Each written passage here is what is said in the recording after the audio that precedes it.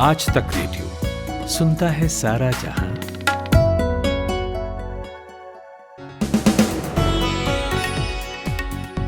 तीस नवंबर मंगलवार का दिन आज तक रेडियो पर यह है शाम का पॉडकास्ट दिन भर।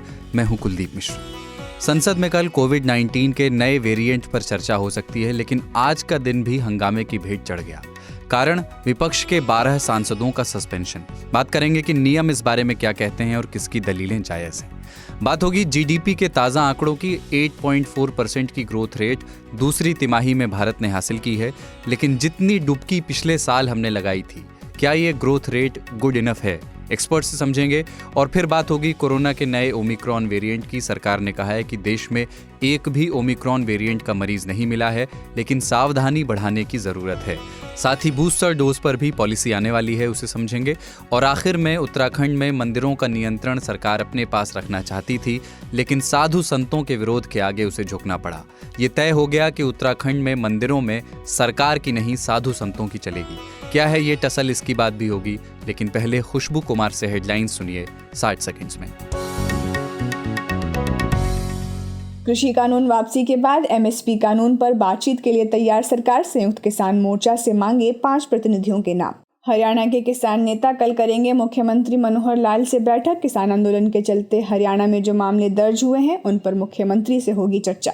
UP TET paper leak case में प्रिंटिंग प्रेस का मालिक रॉय अनूप प्रसाद गिरफ्तार। ट्रैक पर आई इकोनॉमी। दूसरी तिमाही में 8.4% पहुंची जीडीपी ग्रोथ रेट।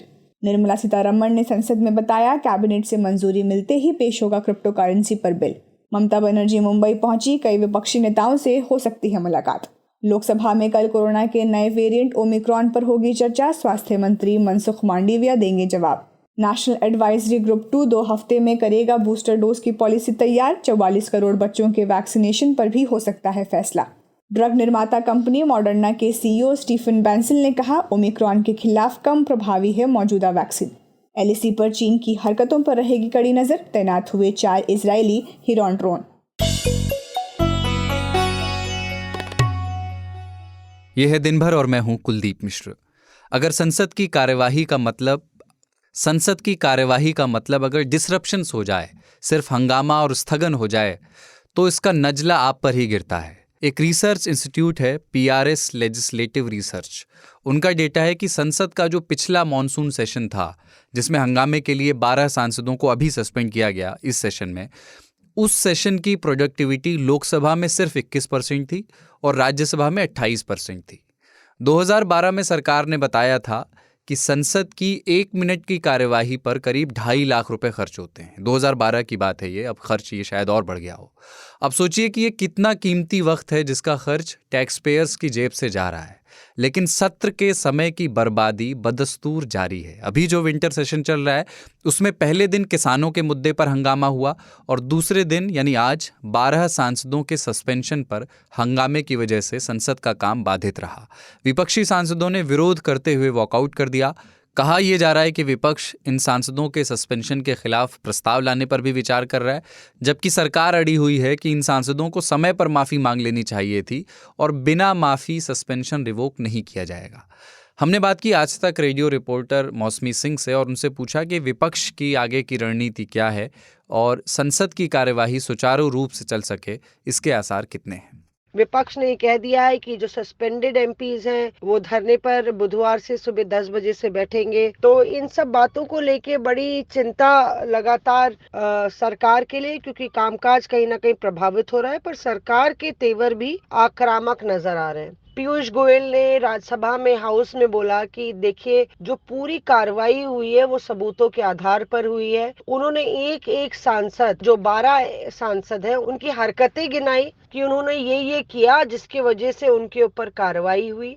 वहीं विपक्ष का कहना है कि ये तो आरोपी को अपनी सफाई देने का मौका कोर्ट में भी मिलता है, पर यहाँ पे मिला नहीं। पीयूष गोयल ने पलटवार करते हुए कहा कि रूल बुक में ये लिखा ही नहीं है कि उनको सफाई पेश करनी होती है।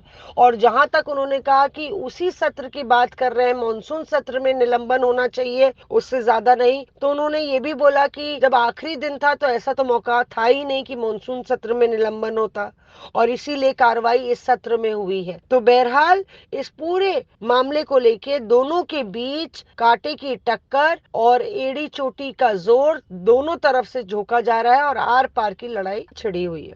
आज तक रेडियो रिपोर्टर मौसमी सिंह। 12 सांसदों के सस्पेंशन को विपक्ष नियमों के खिलाफ बता रहा है, लेकिन संविधान के जानकार इस बारे में क्या कहते हैं? क्या सदन के नियमों के मुताबिक चेयरमैन के फैसले पर पुनर्विचार नहीं हो सकता? हमने बात की indiatoday.in में सीनियर असिस्टेंट एडिटर प्रभाष के दत्ता से, जिन्होंने इसी विषय पर एक स्टोरी की है। देखिए, ये जो मामला है, इस मामले में वेंकैया नायडू जी ने जो बोला है कि माफ़ी जब तक नहीं मांगेंगे तब तक वापसी नहीं होगी, निलंबन का जो आदेश है उसकी वापसी नहीं होगी। इस पर कॉन्स्टिट्यूशनल एक्सपर्ट्स, कॉन्स्टिट्यूशन में ऐसा कोई प्रावधान नहीं है जिससे कि वो राय दें। जो कॉन्स्टिट्यूशनल एक्सपर्ट्स की राय है, जिनसे मेरी बात हुई है जिन लोगों से भी, उनकी राय निलंबन की प्रक्रिया उन घटनाओं पर है और उन घटनाओं पर लिए गए निर्णय पर है। यानी ये इस घटने की जड़ में जाए तो 11 अगस्त को ये घटना होती है। कुछ सांसद ऐसा व्यवहार करते हैं राज्यसभा में जिसको लेकर जो राज्यसभा के चेयरपर्सन हैं और वाइस प्रेसिडेंट वेंकैया नायडू, वो इसे दुरुस्त नहीं मानते हैं। एक नियम है 256 जो रूल्स ऑफ बिजनेस में है, वो कहता है कि हाउस को और हाउस के चेयरपर्सन को ये अधिकार है कि कोई मेंबर अगर ऐसा व्यवहार करता है जिससे कि हाउस को डिसरिप्यूट होता है, यानी उसकी जो छवि है वो खराब होती है, तो उस व्यक्ति, उस सदस्य या उन सदस्यों के खिलाफ कार्रवाई की जा सकती है। इसकी जांच होती है, अमूमन एक कमेटी बनाई जाती है, कमेटी मामलों की जांच करती है और उसके बाद एक रिपोर्ट देती है। उस रिपोर्ट के आधार पर तय होता है कि इनके साथ उनको एक वार्निंग देनी है या कोई पनिशमेंट देना है। पनिशमेंट में ये है कि उनका नाम ले लें, जिसको कहते हैं कि आई विल नेम यू, नाम ले लें तो उसका एक क्या महत्व है। अगर सस्पेंड करें तो वो दिन भर की कार्रवाई के लिए या पूरे सेशन की कार्रवाई के लिए सस्पेंड कर सकते हैं। तो इसको लेकर संविधान के जो विशेषज्ञ हैं, सुभाष कश्यप जी से बात हुई, उन्होंने कहा कि ये जो हाउस है और उसका चेयरपर्सन वो मास्टर ऑफ बिजनेस है और इनके खिलाफ उनके लिए गए निर्णयों पर कोई अपील कहीं नहीं की जा सकती है। प्रभाष जी, जैसा ये मामला है 12 सांसदों की सस्पेंशन का, क्या इसी तरह का कोई केस पहले हुआ है? और अगर हुआ है तो उस समय क्या प्रक्रिया थी, क्या प्रोसीडिंग्स अपनाई गई थी? देखिए, दो लोगों से जिनसे बात की, एक तो सुभाष कश्यप और एक एस.के. शर्मा हैं, वो भी संविधान विशेषज्ञ हैं। दोनों की राय ये थी कि ये पहला मामला नहीं है, ये पहला अवसर नहीं है जब इस तरह के फैसले लिए गए हैं। सुभाष कश्यप जी ने एक बड़ा ही मज़ेदार वाक़या बताया कि उस वक्त की बात है जब कांग्रेस पार्टी अभी 2004 से पहले सत्ता में नहीं थी, कांग्रेस अपोजिशन में थी और सोनिया गांधी के खिलाफ प्रिविलेज मोशन लाया गया था, उनको लोकसभा से सस्पेंड किया गया था और उसके बाद लोकसभा की जो अवधि थी, मियाद थी, वो पूरी हो गई और चुनाव हुए। चुनाव के बाद कांग्रेस सत्ता में आई, मेजॉरिटी थी, तो मेजॉरिटी के बाद एक सस्पेंशन हटाने के लिए एक रेजोल्यूशन लाया गया और रेजोल्यूशन पास हुआ और उसकी जो वर्डिंग्स थी उसमें रिसाइंड वर्ड का इस्तेमाल किया गया था। यानी कि जो नया प्रस्ताव पारित हुआ, जो अडॉप्ट किया गया, उसका ये मतलब हुआ कि सोनिया गांधी कभी भी सस्पेंड हुई ही नहीं। यानी जो आदेश जारी किया गया था, जो निर्णय लिया गया था, वो निर्णय कभी लिया नहीं गया, ऐसा माना जाएगा। कुल मिला के ऐसा कह सकते हैं कि जो कार्रवाई हुई है, जो निर्णय लिया गया है, ये अप्रत्याशित नहीं है, अनप्रेसिडेंटेड नहीं है, ये एक सामान्य प्रक्रिया का हिस्सा है। इसको ऐसे भी समझ सकते हैं कि जब कोई कार्रवाई होती है, कुछ इस तरह का व्यवहार सांसदों की तरफ से मिलता है जिससे हाउस या चेयरपर्सन या उस समय के जो भी प्रिजाइडिंग ऑफिसर हैं, उन्हें लगता है कि ये इम्प्रॉपर बिहेवियर है, अनरूली बिहेवियर है, जो संविधान के हिसाब से सदन के मर्यादा के अनुरूप नहीं है, तो उसकी जांच कराकर उनको सजा देने का उनके पास अधिकार है और इसी का इस्तेमाल करते हुए इन्होंने फैसला लिया है और इनको पूरे सेशन के लिए निलंबित किया गया। इसमें एक जो बात है कि ये पिछले सेशन का है, मॉनसून सेशन में किया गया कार्रवाई थी। एक एक्ट था, एक्ट ऑफ मिसडेमिनर, मिसबिहेवियर, व्हाटएवर कुछ भी हम कह सकते हैं, उसको लेकर इस सेशन में कार्रवाई हुई है। जो फर्क है वो आखिरी दिन उस सेशन के ये घटना हुई थी और ये पहले दिन सजा सुनाई गई है, तो इस वजह से सदन का ओवरलैप लग रहा है। लेकिन ये संसद की परंपरा में ये कहीं भी ऐसा नहीं कि अनोखी घटना हो गई है, जैसा कि सुभाष कश्यप ने जो उदाहरण दिया उससे साबित है। ये थे प्रभाष के दत्ता।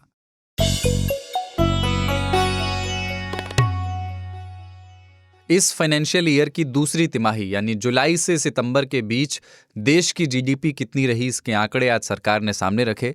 इन 3 महीनों में देश की ग्रोथ रेट 8.4% रही, जबकि पिछले साल इन्हीं 3 महीनों में भारत की जीडीपी -7.4% थी। तो भारत की इकॉनमी रिकवर तो कर रही है, पर इस रिकवरी की रफ्तार कैसी है? सरकार के जो अपने आर्थिक लक्ष्य हैं उसके लिहाज से क्या ये रिकवरी गुड इनफ है? हमने बात की इकोनॉमिस्ट जितेंद्र सोलंकी से। देखिए, जो आंकड़े आए हैं उसके हिसाब से थोड़ी सी बेहतर स्थिति में है। अगर आप ओवरऑल नंबर्स को देखेंगे तो जो भी सेक्टर्स हैं, सर्विसेज सेक्टर हो या और सेक्टर्स हैं, तो उनमें इम्प्रूवमेंट हुआ है। श्योरली हमने जो फर्स्ट क्वार्टर में जो नंबर्स देखे थे तो वो पहले के साल के मुकाबले बेस इफेक्ट की वजह से बहुत हाई नंबर्स आए थे, लेकिन ये जो आंकड़े आए हैं सेकेंड क्वार्टर के, तो ये थोड़ी सी बेहतर स्थिति जो है वो बताते हैं। जितेंद्र जी, 2 दावे हैं, एक तो रिकवरी का है ही, पर कुछ इकोनॉमिस्ट ये भी कह रहे हैं कि अभी स्थिरता नहीं है इकोनॉमी में जैसी होनी चाहिए। कैसे समझें, इकोनॉमिक मोर्चे पर हम कहाँ जा रहे हैं अभी के हालात देखते हुए? इसके आकलन का सही तरीका क्या है आपके हिसाब से? देखिए, इकोनॉमी, क्योंकि अभी हम एपिडेमिक से बाहर आए हैं और अभी पता नहीं है जिस तरीके से अभी सिचुएशन चल रही है, अब दोबारा से जो है फ्लाइट्स पे रेस्ट्रिक्शंस लग गए हैं, इंटरनेशनल फ्लाइट्स पे, तो कहीं ना कहीं इकोनॉमी को इम्पैक्ट तो जरूर होगा। जब ये चीजें जो है ठीक हुई, खुलनी शुरू हुई, इंटरनेशनल फ्लाइट रिज्यूम अभी हुई थी और दोबारा से रेस्ट्रिक्शन लग गया, तो मुझे भी लगता है कि इकोनॉमी अभी जहाँ है वहाँ कांस्टेंट बनी हुई है। हम इसको ये नहीं बोल सकते कि इकोनॉमी सडनली इम्प्रूव हो गई है। अभी आने वाले समय में पता लगेगा, खासकर ये जो दिसंबर के बाद मार्च तक का जो पीरियड है, इसमें पता लगेगा कि अभी किसी नए वेरिएंट्स के आने से क्या दोबारा से कुछ रेस्ट्रिक्शंस लगते हैं, कितने लंबे समय के लिए लगते हैं, तो उसके बाद ही कुछ पता लग पाएगा। लेकिन इकोनॉमी को सही स्थिर स्थिति में आने के लिए 1-2 साल तो लगेगा। हम सडनली 1-2 क्वार्टर्स में हम नहीं बता सकते कि इकोनॉमी जो है पूरी तरह से इम्प्रूव हो गई है। मेरी राय में 1-2 साल के बाद ही हमें पता लगेगा कि इकोनॉमी जो है किस तरफ जा रही है। अच्छा, एक सवाल और, चूंकि सरकार की ओर से 5 ट्रिलियन इकोनॉमी का लक्ष्य रखा गया था कि भारत की इकोनॉमी $5 ट्रिलियन की होगी, बिल्कुल उसमें बड़ा डेंट पेंडेमिक की वजह से आया। अभी जो स्थिति है हमारी, क्या मान लिया जाए कि वो टारगेट अभी बहुत दूर है, अभी जो तय समय था उसके हिसाब से अनअचीवेबल लगता है? $5 ट्रिलियन का टारगेट अचीव करना काफी मुश्किल हो गया था कोरोना वायरस के दौर से जो हम निकले हैं। तो अभी भी मुश्किल इसलिए है क्योंकि हमें नहीं पता है कि अभी क्या सिचुएशन होने वाली है। हालांकि मुश्किल तो हो गया है कि जो गैप हमको मिल गया है, उस गैप की वजह से 5 ट्रिलियन पे पहुंचना थोड़ा मुश्किल होगा। लेकिन अगर दोबारा से कोई ऐसी स्थिति आती है तो फिर ये टारगेट अचीव करना जो है काफी मुश्किल हो जाएगा। ये थे इकोनॉमिस्ट जितेंद्र सोलंकी। कोविड-19 का नया ओमिक्रॉन वेरिएंट 15 से ज़्यादा देशों में फैल चुका है। भारत में साउथ अफ्रीका से लौटे कुछ लोग कोरोना पॉजिटिव पाए गए हैं, लेकिन स्वास्थ्य मंत्री मनसुख मंडाविया ने आज संसद में बताया कि देश में अब तक ओमिक्रॉन का कोई मरीज नहीं मिला है ऑफिशियली। कि ओमिक्रॉन वेरिएंट अभी दुनिया के 14 कंट्री में पाया गया है और यहाँ उसका अभ्यास हो रहा है। इंडिया में अभी उसका कोई केस रिपोर्ट नहीं हुआ है, लेकिन दुनिया में जिस तरह से इस वायरस के संदर्भ में हमें सूचना मिली है उसको देखते हुए एक एडवाइजरी भी डिक्लेयर की गई है। पोर्ट पर हमने भी देखरेख रखना शुरू कर दिया है। कोई भी ऐसे संदिग्ध केस है तो उसको तुरंत ही चेक करके उसको जीनोमिक सीक्वेंसेस भी करा रहे हैं। लेकिन आज के दिन में ओमिक्रॉन वेरिएंट के संदर्भ में देश में कोई केस रिपोर्ट नहीं हुआ है और देश में ये वेरिएंट ना आए इसलिए हर संभव प्रिकॉशन लिया जा रहा है। स्वास्थ्य मंत्रालय ने राज्यों और केंद्र शासित प्रदेशों के साथ एक रिव्यू मीटिंग की है और अंतर्राष्ट्रीय यात्रियों पर निगरानी रखने और एट रिस्क कैटेगरी के जो देश हैं वहां से आने वाले यात्रियों का RT-PCR कराने के निर्देश दिए हैं। दिल्ली के मुख्यमंत्री अरविंद केजरीवाल ने इंटरनेशनल ट्रैवल पर पाबंदी लगाने की मांग की है। उन्होंने कहा है कि पिछली लहर में जो गलती हुई थी उसे अब नहीं दोहराना चाहिए और बिना देरी के जो अंतर्राष्ट्रीय फ्लाइट्स हैं उन्हें रोक दिया जाना चाहिए। ओमिक्रॉन के बारे में साउथ अफ्रीका से आज ये दावा भी सामने आया कि इस वेरिएंट के सिम्टम्स माइल्ड होते हैं। अभी ये शुरुआती जानकारी है, अभी पुष्टि नहीं हुई है, लेकिन अभी शुरुआती जानकारी ये है कि सिम्टम्स माइल्ड होते हैं लेकिन इसमें थकान बहुत ज़्यादा हो रही है। हमने बात की उजाला साइग्नस ग्रुप के founder director doctor Suchin Bajaj से, जो दुनिया भर में कोविड-19 के अपडेट्स पर नज़र रख रहे हैं। देखिए, again I think it's too early to talk with great confidence about the Omicron variant. जैसा कि शुरू में जब कोविड आया था तो आपने देखा बहुत लोगों ने बहुत सारे एक्सपर्ट कमेंट्स दिए जो बाद में काफी वाइड ऑफ द मार्क थे, तो इसलिए मैं भी वो रिस्क नहीं लेना चाहूंगा। But what ever data is available till now, हमने देखा है कि देखिए एक्सट्रीमली ट्रांसमिसिबल है, इसमें कोई दो राय नहीं है। 500% ज्यादा संक्रमण की इसमें क्षमता है और उस वजह से साउथ अफ्रीका में केसेस बहुत रैपिडली राइज करने लगे हैं। 2 हफ्ते पहले सिर्फ 300 केसेस थे प्रतिदिन, अब 3000 से भी ज्यादा है और उम्मीद की जा रही है कि वो 10,000 केसेस प्रतिदिन से ज्यादा हो जाएंगे जल्दी। तो ये डेफिनेट है कि ये ट्रांसमिसिबल है और 0% से 75% ओमाइक्रॉन की प्रेवलेंस हो गई है अब केसेस में। तो ये एक डोमिनेंट स्ट्रेन बनता जा रहा है, ये भी पक्का है। बट अभी हम ये कह सकते हैं कि पैनिक की जरूरत नहीं है, इसमें कोई डरने की आवश्यकता नहीं है। बट ये जरूर है कि मोस्ट लाइकली ये lesser severe and more transmissible variant है, अभी तक यही लग रहा है और उम्मीद है कि यही निकल के आएगा। 1-2 दिन और वेट करते हैं, 1-2 दिन में हम आपको अपडेट देंगे इसके बारे में जरूर। डॉक्टर बजाज, कुछ सस्पेक्टेड लोग भी मिले हैं, अभी ये तय नहीं हुआ है कि वो ओमिक्रॉन वेरिएंट है या नहीं, लेकिन 19 दिनों में 1000 के करीब लोग साउथ अफ्रीका से मुंबई आए, जिसमें से सिर्फ 100 लोगों की टेस्टिंग अभी हो पाई है। आपके हिसाब से, आप पब्लिक हेल्थ पॉलिसीज़ पे नज़र रखते हैं, आपके हिसाब से राज्य सरकारों का क्या कदम होना चाहिए अब आगे? जैसा मैंने कहा, जब पंखी हवा और पवन के झोंके और ये वायरस, ये कोई सरहद नहीं मानते हैं, ठीक है ना, कोई सरहद इनको नहीं रोक सकती है। तो चाहे कोई भी वैक्सीन हो, चाहे कोई भी फ्लाइट्स हो, चाहे कोई भी इशू हो, वो जरूरी नहीं है कि किसी भी सरहद से रुक पाएंगे। तो आपने जैसा खुद ही बताया, 1000 लोग तो आ चुके हैं और उसमें से 100 ही लोग टेस्ट हुए हैं और ये बहुत ही इम्प्रैक्टिकल है कि सबको आप टेस्ट कर पाएंगे। आप चाहे कितना ही ट्रैवल रोक लें, देखिए जब डेल्टा स्ट्रेन आया था तो सारा ट्रैवल रुका ही हुआ था, लेकिन फिर भी वो पूरी दुनिया में फैला, पूरी दुनिया में उसने कहर मचाया। और ज्यादा नहीं तो आप ये देखिए, जब 1918 में स्पेनिश फ्लू आया था तब तो कोई इंटरनेशनल फ्लाइट्स चलती भी नहीं थी, इतना क्रॉस बॉर्डर कोई ट्रैवल नहीं था, फिर भी वो वायरस पूरी दुनिया में घूमा और करोड़ों लोगों की जानें गई उससे। तो जैसा मैंने कहा, ये बहुत मुश्किल है एक आइसोलेशन रखना, एक बंद करना सब कुछ। इसीलिए देखिए जो सॉलिटरी कन्फाइनमेंट है, जो सब एक सजा दी जाती है कि आप एकांत कारावास में रहेंगे, वो सबसे सख्त सजा मानी जाती है हमारे जस्टिस सिस्टम में। वो इसीलिए क्यों, मैन सोशल एनिमल है, उसको चाहिए कि मैं बातचीत करूं, मैं लोगों से मिलूं। तो बहुत ज्यादा लॉकडाउन्स करना बहुत मुश्किल है और सरकारें अपनी कोशिश तो करती हैं, पर मुझे लगता नहीं कि इसको बहुत ज्यादा रोक सकते हैं। हमें खुद ही ये करना होगा कि हम मास्क पहने, फेस शील्ड्स पहने, सैनिटाइजेशन रखें, सोशल डिस्टेंसिंग का पालन करें और सबसे इम्पोर्टेंट है कि अपने आप को वैक्सीनेट कराएं और अपने बाकी जो प्रिकॉशंस हैं वो रखिए, तो आप सब सेफ रहेंगे। सरकार के स्टेप्स इम्पोर्टेंट हैं, बट मैं ये नहीं मानता हूँ कि वो इतने इम्पोर्टेंट है कि वो सब कुछ चेंज कर सकें। अच्छा, एक चीज़ और डॉक्टर बजाज, देश की जो कोविड टास्क फोर्स है उसके चेयरमैन हैं डॉक्टर NK अरोड़ा।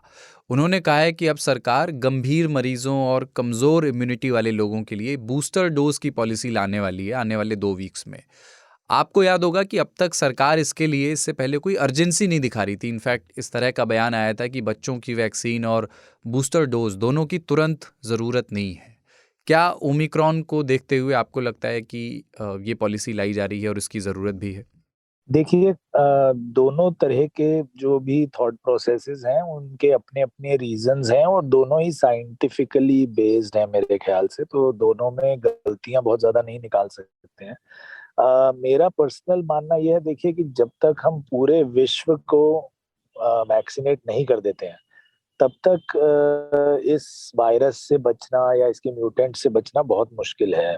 पर दूसरी तरफ ये भी है कि अगर हम बूस्टर्स नहीं देंगे तो जो ऑलरेडी अभी वैक्सीनेटेड लोग हैं उनका हमें पता है कि नेचुरल इन्फेक्शन से भी और वैक्सीन इंड्यूस्ड इम्यूनिटी भी 6 महीने में कम होनी शुरू हो जाती है, एंटीबॉडी लेवल्स गिरने शुरू हो जाते हैं। टी सेल एंटीबॉडीज डेफिनेटली हम कहते हैं कि वो रहती हैं, बट उनको मेजर करना इतना आसान नहीं है हमारे लिए। तो एंटीबॉडी लेवल जो है वो कम होना शुरू हो जाते हैं, ह्यूमोरल इम्यूनिटी जिसको हम कहते हैं वो कम होना शुरू हो जाती है। तो बूस्टर्स का अपना एक प्लेस है, और स्पेशली अगर इम्यूनो कॉम्प्रोमाइज्ड हैं या हाई रिस्क लोग हैं या फ्रंट लाइन वर्कर्स हैं, उनको बूस्टर डोजेज अवश्य मिलने चाहिए। और मुझे खुशी है इस बात की कि इसकी डिस्कशन होनी शुरू हो गई है और पॉलिसी भी आने वाली है। तो उम्मीद करते हैं कि अर्ली नेक्स्ट ईयर हम लोग बूस्टर्स इंडिया में भी देखने लगेंगे। काफ़ी देशों में ऑलरेडी अलाउ हो गए हैं, और इंडिया में भी मुझे लगता है कि अगले 15 से 20 दिन में latest by January next year we will see that boosters लगने शुरू होंगे। ये थे डॉक्टर सुचिन बजाज। और आज की आखिरी खबर उत्तराखंड से। उत्तराखंड सरकार ने साधु पुरोहितों के विरोध प्रदर्शन के दबाव में आखिरकार देवस्थानम बोर्ड को रद्द कर दिया। इससे हुआ ये है कि 51 मंदिरों का नियंत्रण, प्रदेश के जो 51 बड़े मंदिर थे उनका नियंत्रण सरकार के हाथों से चला गया है। इनमें उत्तराखंड के 4 धाम भी शामिल हैं। 2020 में जब त्रिवेंद्र सिंह रावत मुख्यमंत्री थे, उन्होंने ये देवस्थानम बोर्ड बनाया था, लेकिन सरकार के हाथों में मंदिरों का नियंत्रण चला जाना साधु संतों को ये पसंद नहीं आया और शुरू हुआ विरोध प्रदर्शन। अब पुष्कर सिंह धामी के कार्यकाल में देवस्थानम बोर्ड एक्ट वापस लिया जा रहा है, जिसके बाद 51 मंदिरों का नियंत्रण वापस साधु संतों के हाथ में आ जाएगा। फिर से ये सवाल मौजूद हो गया है कि धार्मिक स्थलों को मैनेज किसे करना चाहिए, उसका नियंत्रण किसके पास होना चाहिए, क्योंकि उसकी अपनी एक इकॉनमी भी है। तो वो सरकार के पास होना चाहिए या साधु संतों के पास। हमने बात की देहरादून में मौजूद आज तक रेडियो रिपोर्टर दिलीप सिंह राठौर से, और उनसे पहले यही पूछा कि उत्तराखंड सरकार की मजबूरी क्या थी कि उन्हें देवस्थानम बोर्ड एक्ट को वापस लेने पर मजबूर होना पड़ा। पर्पस इसका सिर्फ इतना था कि जो पैसा यहाँ से आएगा, जो रेवेन्यू जनरेट होगा, उससे अच्छे हॉस्पिटल्स बनाए जा सकें, धर्मशालाएं बनाई जा सकें और स्कूल्स बनाए जा सकें। जिस तरीके से आमतौर पर आपने देश के अलग अलग हिस्सों में देखा होगा, फिर चाहे वो तिरुपति बालाजी मंदिर हो या फिर वो साईं धाम ट्रस्ट हो, कोई भी हो, इसी तरीके से इसको बनाया गया। तो इसमें टोटल 52 मंदिर थे जिनको लिया गया था, मगर जो वहाँ के पंडा समाज और पुरोहित समाज है वो इसके विरोध में थे। उनका ये मानना था कि उनके हक पूरी तरह से हटाए जा रहे हैं, उनसे छीने जा रहे हैं। लेकिन जिस तरीके से इस बोर्ड को बनाते समय जब देखा गया था, तो इसमें ऐसा कोई क्वेश्चन आया नहीं था कि किसी के हक मारे जा रहे हैं या फिर किसी को किसी भी बात से कोई भी नुकसान है। लेकिन जो कि चुनाव का वक्त था और ऐसे में भाजपा को पूरी तरह से नुकसान होने की उम्मीद थी। आपने देखा होगा कि जिस तरीके से कृषि कानून बिल को वापस लिया गया, वैसे उसी तर्ज पर इसको वापस लिया गया।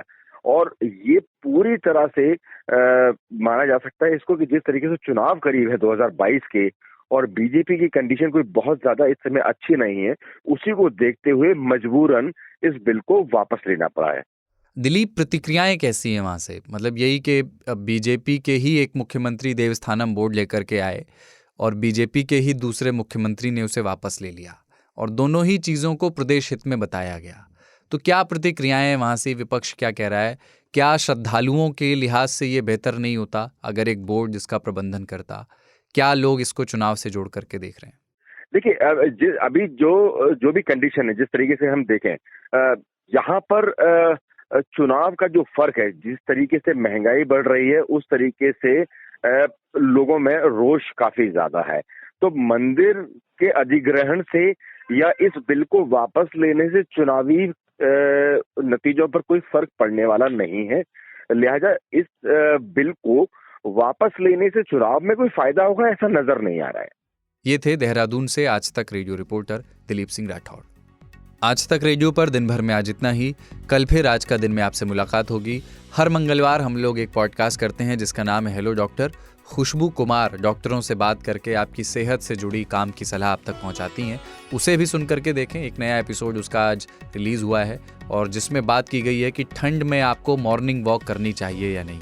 सुनिए ज़रूर और भेजिए अपना फीडबैक radio@aajtak.com पर। आज का दिन भर प्रोड्यूस किया शुभम तिवारी ने और साउंड मिक्सिंग थी कपिल देव सिंह की। मेरा नाम है कुलदीप मिश्र। नमस्कार।